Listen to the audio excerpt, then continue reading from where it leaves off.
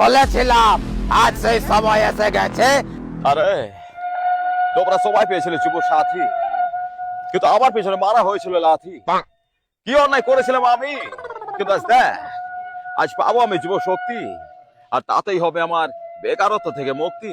বিশ্বাস করো মা, এই টাকা চুরির টাকা নয় মা, এই টাকা যুব শক্তির টাকা মা। 15 বছর ধরে এই বাংলা ইন্ডাস্ট্রিটাকে পুতুলের মতন আসে কিন্তু এখন সময় বদলেছে। এখন আর কারো কাছে আমাকে হাত পাততে হবে না। আবার একবার তুমি কই বারবার খুব বলেছি যে পার্টি হয়ে প্রচার করতে যাস না, এখন গেলা তো বলতে, এখন যা অন্নপূর্ণা ভান্ডার ফ্লপ ফ্লপ করে আসো, ডিজিটাল লিঙ্ক করে আসিস, নাহলে টাকাটা কিন্তু একটা ঢুকবে না। আপনারা নিশ্চিন্ত থাকুন, সিপিএম এর সূর্য মধ্য গগনে লক্ষণ সেটকে হারিয়েছিলাম 1,73,000 ভোটে।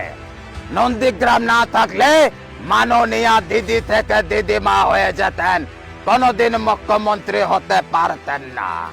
বলেছিলাম বিজেপি এলে আপনাদের প্রত্যেকের অ্যাকাউন্টে মাসের মাস 3,000 টাকা করে পাবেন, বলেছিলাম তো। আজ সেই সময় এসে গেছে, 1 জুন থেকে 3,000 টাকা করে পাবেন, লিখে রাখুন।